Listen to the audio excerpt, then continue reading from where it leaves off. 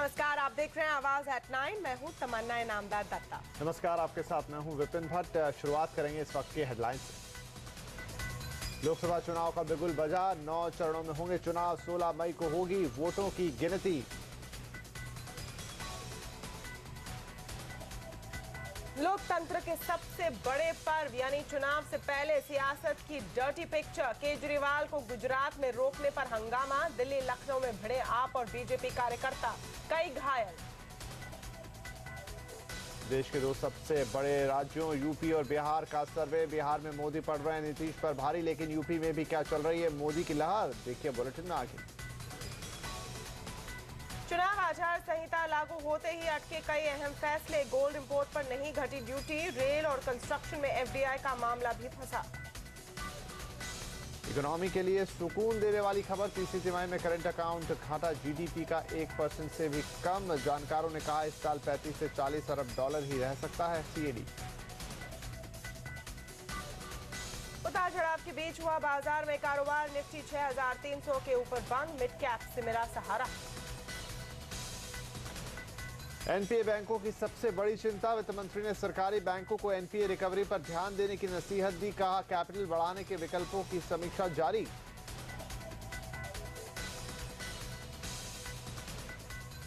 आज एक तरफ लोकतंत्र के महापर्व का ऐलान हुआ तो दूसरी तरफ इस लोकतंत्र को गुंडा तंत्र बनाने की कोशिशें भी हो रही है। हम बात कर रहे हैं आम आदमी पार्टी और बीजेपी कार्यकर्ताओं की, जिनमें जबरदस्त झड़प हुई। पहले दिल्ली और उसके बाद लखनऊ में दोनों पार्टियों के कार्यकर्ता भिड़ गए। दोनों पक्षों के बीच पत्थरबाजी हुई, एक दूसरे पर कुर्सियों से हमले किए गए और बीजेपी दफ्तर में भी तोड़फोड़ हुई। लेकिन क्यों ऐसा हुआ? क्या आप और बीजेपी के कार्यकर्ता भिड़ गए? क्यों भिड़े? इस झड़प पर डिटेल देने के लिए हमारे साथ मौजूद है हमारे संवाददाता हैं। अहमदाबाद से जुड़े हैं मनीष देसाई, लखनऊ से शलभ मणि त्रिपाठी और दिल्ली से दीपाली नंदा। सबसे पहले चलते हैं अहमदाबाद। मनीष, पूरे घटनाक्रम की शुरुआत कहां से हुई, हमें सारा सीक्वेंस बताइए। देखिए, 4 दिन के दौरे पर अरविंद केजरीवाल गुजरात आए हुए। आज सुबह जब इनकी एंट्री हुई अहमदाबाद एयरपोर्ट पे, तभी से लेके उनके जो यहाँ के कार्यकर्ता है उनमें एक तरह का उत्साह देखने को मिला। ये उत्साह बरकरार रहा बहुचरा जी तक। जब वहां पे गए, उन्होंने मारुति की साइट की विजिट की, वहां के किसानों से बात की। लेकिन जब वहां से आगे बढ़े तब तक जो चुनाव का कार्यक्रम था वो घोषित हो चुका था। वो जब राधनपुर पहुंचे दोपहर में, तब उनको वहां के एसडीएम ने रोका। उन्होंने कहा कि आज से कोड ऑफ कंडक्ट लागू हो गया है, आपके साथ जो कार्यकर्ता है उनको यहीं रुकना पड़ेगा, क्योंकि एक रैली के तौर पे आप जा रहे हैं, इस तरह की रैली की आपके पास परमिशन नहीं है और जो कोड ऑफ कंडक्ट लागू हुआ है उसे देखते हुए आप आगे नहीं जा सकते। वहां पर उनकी थोड़ी एसडीएम के साथ थोड़ी बोलचाल हुई। उसके बाद उन्हें पुलिस स्टेशन लिया गया। हालांकि वहां जो पाटन एसपी है उनका कहना है कि किसी तरह से उन्हें ना तो डिटेन किया गया था, ना किसी तरह से उनके ऊपर कोई चार्ज लगाया गया था। इसके बावजूद भी पूरे इश्यू को पॉलिटिकली एक रंग दिया गया और ये इसकी प्रतिक्रिया जो है वो वहां पर देखने को मिली दिल्ली में। लेकिन राधनपुर से जैसे ही वो निकले, वो बचाऊ की तरफ जा रहे थे, भुज। तो बचाऊ के पहले एक गांव आता है, वहां पर लोगों ने घेराव किया उनका। बेसिकली लोगों का गुस्सा ये था, कच्छ भुज जो है वो नर्मदा के पानी को तरस रहा है और आपने मेधा पाटकर को टिकट देने का ऐलान किया।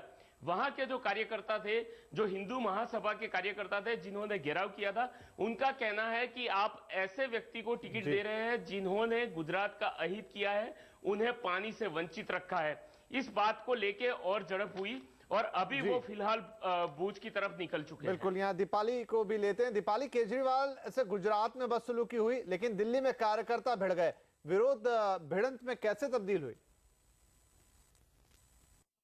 जी बिल्कुल, जिस तरह से अरविंद केजरीवाल अपने 4 दिन के गुजरात दौरे पर है और आज गुजरात पुलिस ने उन्हें कुछ ही देर के लिए हिरासत में क्या लिया कि उनके समर्थक गुस्से में आ गए। हालांकि उनका ये कहना है कि वो शांतिपूर्वक तरीके से बीजेपी मुख्यालय अशोका रोड के बाहर प्रोटेस्ट करने गए थे, लेकिन वहां पर बीजेपी के कार्यकर्ता मौजूद हो गए और दोनों पार्टी के जो सपोर्टर्स हैं उनमें आपस में जमकर तू मैं हुई। दोनों पार्टी के कार्यकर्ताओं ने एक दूसरे की पार्टी के खिलाफ नारेबाजी की, लेकिन ये नारेबाजी जो हुई वो थोड़ी ही देर में हाथापाई में तब्दील हो गई, दोनों तरफ से पथराव भी किया गया और वहां पर दिल्ली पुलिस पहुंची और सिचुएशन पर काबू पाया गया। फिलहाल की अगर बात की जाए तो आरोप प्रत्यारोप का सिलसिला लगातार देखने को मिल रहा है। आम आदमी पार्टी का ये कहना है कि नरेंद्र मोदी कहीं ना कहीं डरे हुए हैं, जिसकी वजह से वो नहीं चाहते हैं कि आम आदमी पार्टी गुजरात में आए और अपना जो एजेंडा है, जो कैंपेनिंग है, वो आम जनता तक लेकर जाए। वहीं बीजेपी की तरफ से भी प्रतिक्रियाएं आने लग गई हैं। बीजेपी के नेता रविशंकर प्रसाद ने कहा है कि कहीं ना कहीं आम आदमी पार्टी की साजिश है कि जो सही मुद्दे हैं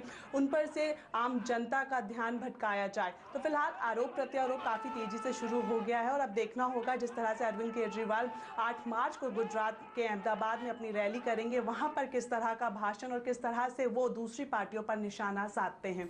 जी, अब चलते हैं लखनऊ। शलभ मनी त्रिपाठी हमारे साथ मौजूद है। शलभ, लखनऊ में झगड़ा किस तरह से शुरुआत हुआ? देखिए, अहमदाबाद और दिल्ली की जब खबर लखनऊ पहुंची है, उत्तर प्रदेश की राजधानी, तो यहाँ पर आम आदमी पार्टी के जो कार्यकर्ता थे वो इकट्ठा हुए और विधानसभा मार्ग पर बिल्कुल ठीक सामने विधानसभा के जस्ट अपोजिट में बीजेपी का जो प्रदेश मुख्यालय है वो पड़ता है। वहाँ पर आम आदमी पार्टी के कार्यकर्ता पहुंचे, बीजेपी के खिलाफ नारेबाजी शुरू कर दी।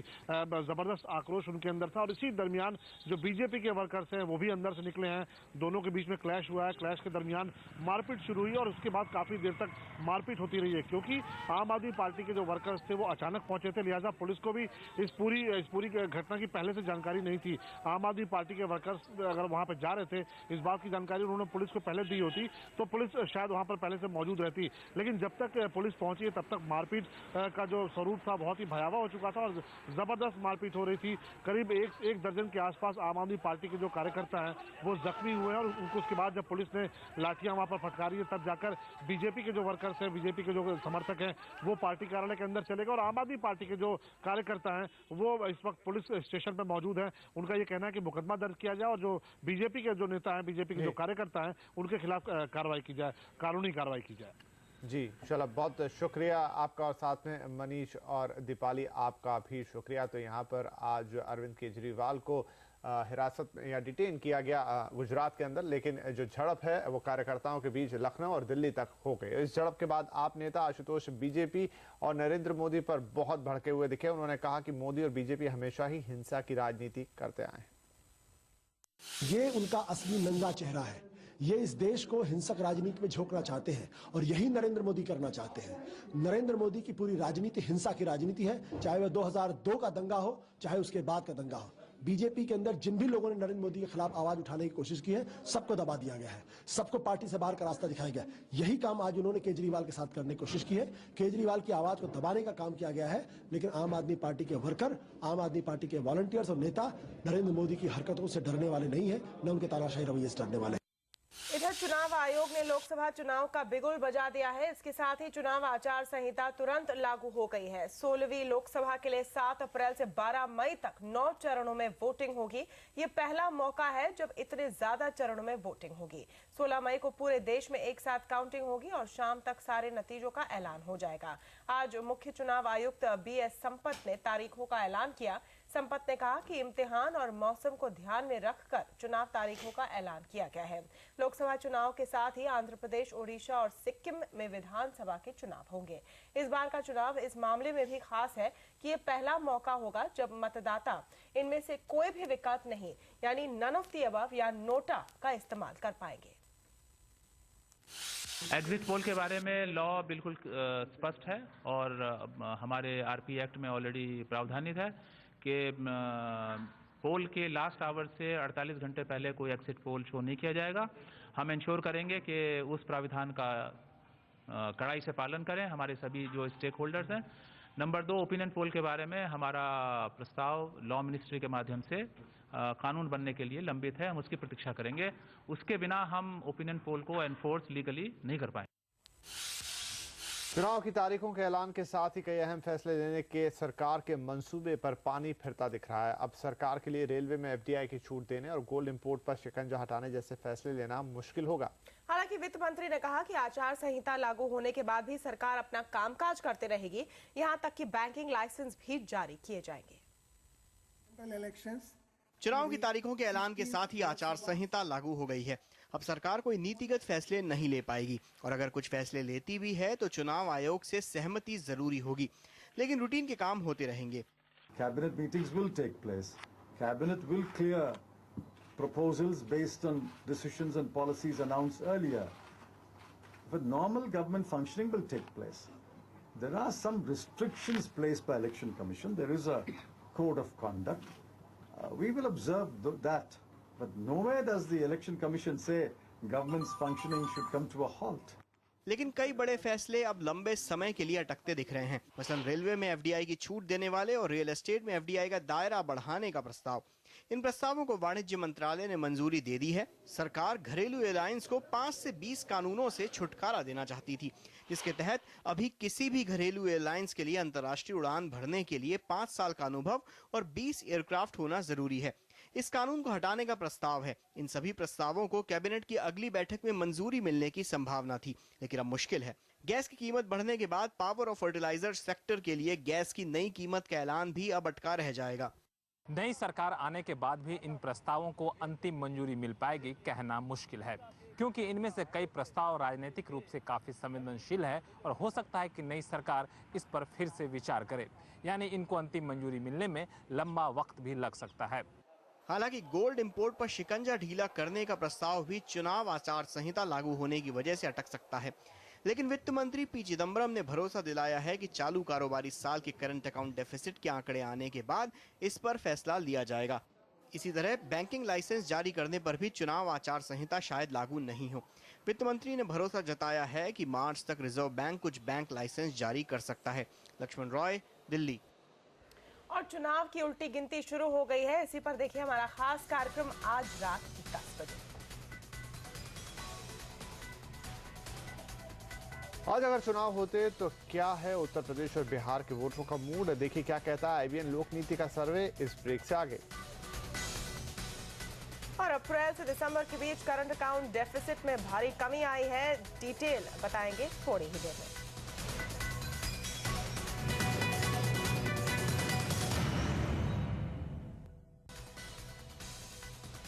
लोकसभा चुनाव से पहले हम देश का मूड परखने की कोशिश कर रहे हैं। देश के 2 सबसे बड़े राज्य यूपी और बिहार में किसके पक्ष में चल रही है सियासी हवा, हमने ये भांपने की कोशिश की।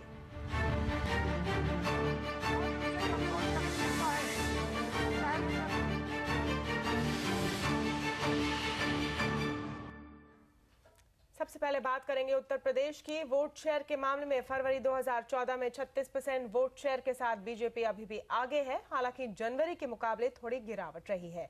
वहीं समाजवादी पार्टी अपनी खोई सियासी जमीन वापस से हासिल करती दिख रही है। जनवरी के मुकाबले उसे 1 महीने में 5% ज्यादा वोट मिलते दिख रहे हैं। वहीं बीएसपी को 17% और कांग्रेस को 13% वोट मिलते दिख रहे हैं। वहीं अगर सीटों की बात करें तो फरवरी के सर्वे के मुताबिक बीजेपी को 41 से 49, समाजवादी पार्टी को 11 से 17, बसपा को 8 से 14 और कांग्रेस को 5 से 9 सीटें मिल सकती हैं। अब नजर डालते हैं बिहार पर। जनवरी के मुकाबले यहां वोट शेयर के लिहाज से बीजेपी और जेडीयू के परफॉर्मेंस में ज्यादा फर्क नहीं आया है। बीजेपी को 38% वोट मिलते दिख रहे हैं। वहीं लगता है कि नीतीश कुमार को बीजेपी का साथ छोड़ना महंगा पड़ रहा है और उनकी पार्टी को 20% वोट मिलते दिख रहे हैं। वहीं कांग्रेस को 13% और आरजेडी को 12% वोट मिल सकते हैं। हालांकि बीजेपी से हाथ मिला चुके रामविलास पासवान का यहाँ फायदा होता दिख रहा है। वहीं सीटों की बात करें तो सर्वे के मुताबिक बीजेपी एलजेपी को 22 से 30 सीटें, जेडीयू को 4 से 8 सीटें और आरजेडी को 2 से 6 और कांग्रेस को भी इतनी ही सीटें मिलती दिख रही हैं। यूपी और बिहार की पूरी तस्वीर देखिए अब से कुछ देर बाद, यानी रात 9:30 बजे।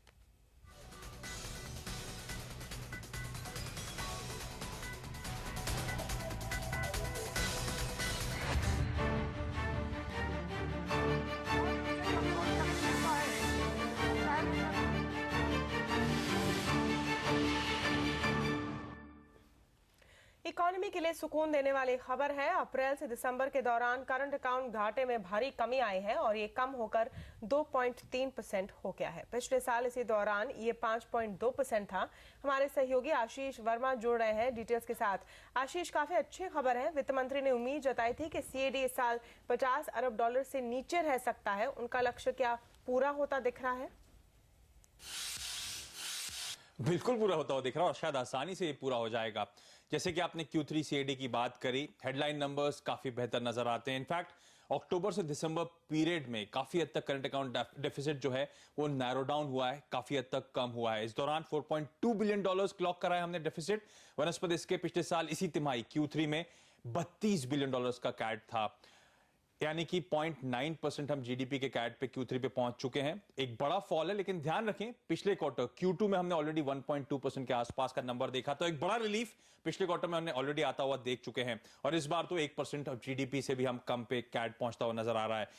एक्सपेक्टेड है कि यहां से फर्दर कम होता हुआ नजर आएगा, क्योंकि आप कह रहे हैं इस पूरे साल के आंकड़े की बात। जिन एनालिस्ट से हमने बात करी, जिन इकोनॉमिस्ट से हमने बात की, उनका मानना है शायद यहां से 4-5 बिलियन डॉलर्स के आसपास Q4 में और एडअप होता हुआ नजर आएगा, यानी कि शायद इस साल के अंत तक हम 35 से 36 बिलियन डॉलर्स के आसपास के करंट अकाउंट डेफिसिट के नंबर पे होंगे, यानी कि कुल जीडीपी का करीब 2% के आसपास का करंट अकाउंट डेफिसिट का नंबर होगा। तो जी हां, उम्मीद से कहीं बेहतर नंबर्स शायद एनालिस्ट एक्सपेक्ट कर रहे थे, लेकिन जो रेंज थी 5 से 8 बिलियन डॉलर्स के आसपास के कैट की थी इस बार, और उससे कहीं बेहतर नंबर आता हो और शायद इस पूरे साल के टारगेट्स अब आसानी से अचीव होते हुए नजर आएंगे। और इसमें सबसे ज्यादा फायदा, सबसे ज्यादा मदद मिली जो ट्रेड डेफिसिट है, यानी कि इंपोर्ट्स और एक्सपोर्ट्स में डिफरेंस होता है, वो सिग्निफिकेंटली रिड्यूस हुआ है। और खास हाईलाइट उसमें, क्योंकि गोल्ड इंपोर्ट्स में जैसे एक्सपेक्टेड था एक तगड़ी गिरावट आती हुई नजर आई है, और उसका भरपूर फायदा इस क्वार्टर में इन नंबर्स पे देखने को मिला है। शुक्रिया आशीष।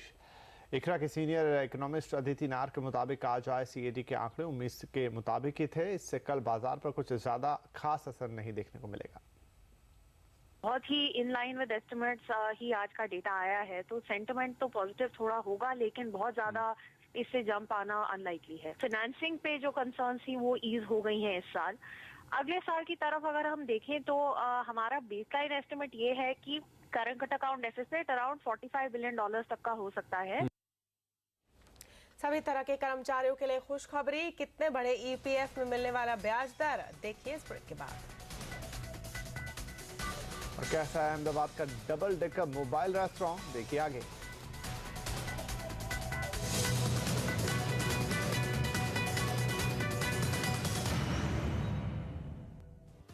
सरकार की तमाम कोशिशों के बावजूद बैंकों का एनपीए यानी डूबता हुआ कर्ज घटने का नाम नहीं ले रहा है। सरकारी बैंकों के प्रमुखों के साथ बैठक के बाद वित्त मंत्री ने माना कि इस बार एनपीए पिछले साल से भी ज्यादा रहने वाला है। इस मौके पर वित्त मंत्री ने सभी बैंकर से कहा कि वो कर्ज की वसूली में सख्ती लगाएं और खासकर कॉर्पोरेट अकाउंट्स पर ध्यान दें। पूरी सरकार भले ही चुनावी रंग में दिख रही हो, लेकिन वित्त मंत्री बैंकों के बढ़ते एनपीए पर काबू पाने की कोशिश में जुटे हैं। सभी सरकारी बैंकों के प्रमुख के साथ चली करीब 3 घंटे की बैठक में वित्त मंत्री ने सभी बैंकों से कहा कि वो कर्ज की वसूली में तेजी लाएं, ताकि डूबते हुए कर्ज के बढ़ते ग्राफ पर काबू पाया जा सके। सभी बैंकों ने हर रीजन के टॉप 30 डिफॉल्टर की लिस्ट बनाई है। इनसे की जा रही वसूली का असर आने वाले दिनों में दिख सकता है, लेकिन बड़े कॉर्पोरेट अकाउंट और छोटी इंडस्ट्री को दिए गए कर्ज की वसूली पर्याप्त नहीं हो पा रही है। NPAs are high in the large corporate sector as well as in the SSI and MSE sector. Actually, NPAs have come down in the real estate sector, and NPAs are more or less about the same level in some other sectors. हालांकि उन्होंने माना कि इस साल NPA पिछले साल के मुकाबले थोड़ा ज्यादा रहेगा, लेकिन उन्होंने इस बात से खुशी भी जताई कि रियल एस्टेट सेक्टर में एनपीए में कमी आई है। अगर सभी सेक्टर में एनपीए की रिकवरी की बात करें तो अप्रैल से दिसंबर के बीच बैंकों ने करीब 19,000 करोड़ रुपए की रिकवरी की है। पूरी सरकार भले ही चुनावी रंग में रंग चुकी हो, लेकिन वित्त मंत्री की सरकारी बैंकों के प्रमुखों के साथ बैठक से एक बात तो साफ हो गई है कि बैंकों से लोन लेकर के नहीं चुकाने वालों के खिलाफ कार्रवाई में किसी भी तरह की ढिलाई नहीं बरती जाएगी।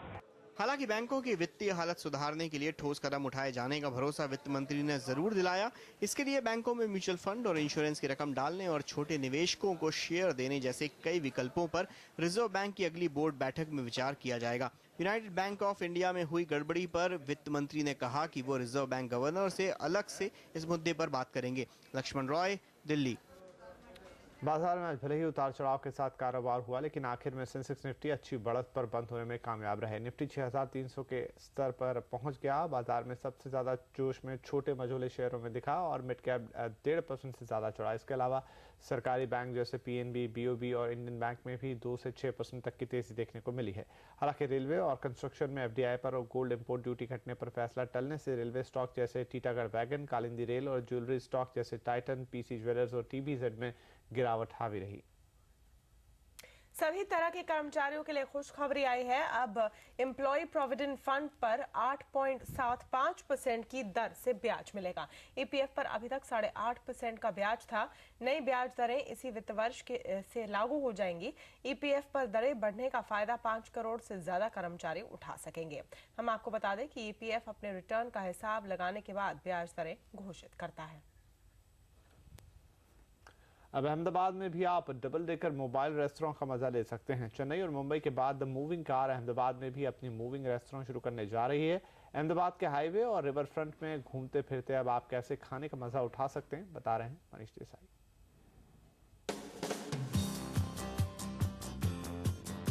अहमदाबाद के सरखेज गांधीनगर हाईवे से 3 किलोमीटर दूर बने नए रिंग रोड पर घूमते फिरते अब आप लजीज खाने का मजा ले सकते हैं, और वो भी डबल डेकर बस में।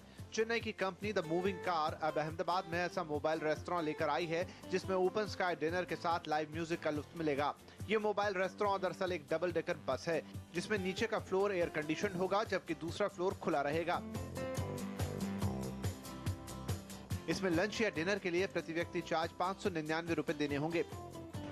ये बस अहमदाबाद के प्रहलाद नगर से एसजी हाईवे होते हुए 200 फीट रिंग रोड की सैर कराएगी। इसके अलावा अहमदाबाद के रिवर फ्रंट पर भी आप खुले में बैठ के खाने का मजा ले सकते हैं। हम लोग 5 कोर्स मेन्यू देते हैं, इसमें मॉकटेल है, सूप है, स्टार्टर्स है, मेन कोर्स है एंड डेजर्ट है। ठीक है, और ये दिन में 4 बार चलेगा, 2 बार एसजी हाईवे पे चलेगा और 2 बार रिवर फ्रंट पे चलेगा। 2 लंच ट्रिप रहेगा और 2 डिनर ट्रिप रहेगा।